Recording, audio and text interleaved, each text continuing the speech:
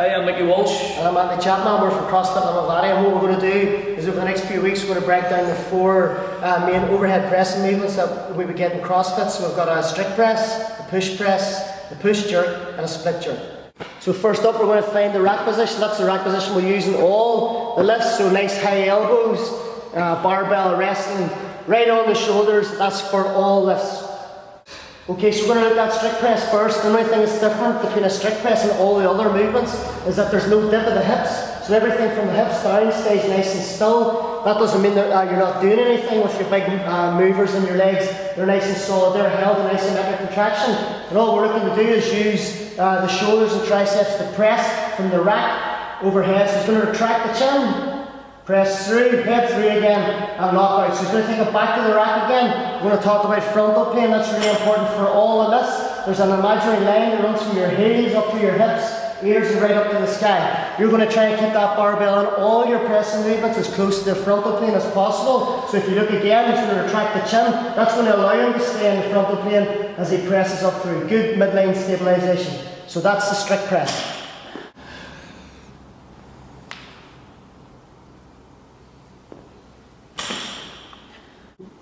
Okay, so the next movement we're going to look at is the push press. So moving on from the strict press to push press, it's a technically more difficult movement, but it's a more efficient way of getting the bar from the rack to fully locked out overhead. Everything that you've seen in the strict press still rings true, so we're still looking for that bar to travel on the frontal plane up, but on a strict press, there's no hip movement. On a push press, there's a dip of the hips, so if you watch Mickey's hips dip, they'll get into full extension and drive overhead. Keeping that bar on the frontal plane, head through. And rack. So the only difference between a strict press and a push press is that we get to use these big hip movers to press the bar, or to get the bar into full extension before he presses overhead. So dip, drive. Push press.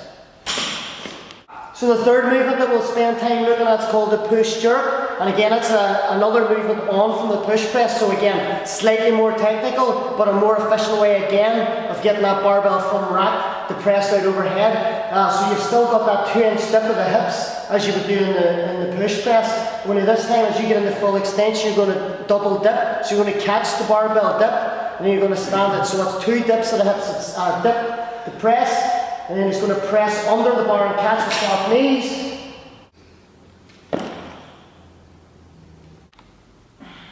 Okay, so the last pressing movement that we'll look at is called the split jerk. Again, probably the most technical of all the movements, but definitely the most efficient.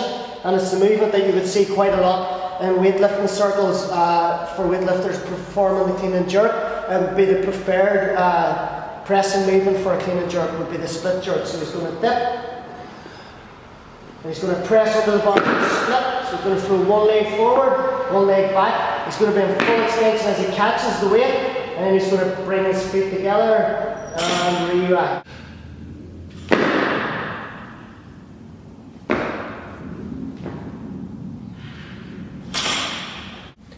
Okay, so that's a short overview of the 4 main lifts that we use for pressing overhead in CrossFit: strict press, push jerk and split jerk. What we're going to do is we're going to dissect one each week in the coming weeks. So next week we'll look at strict press.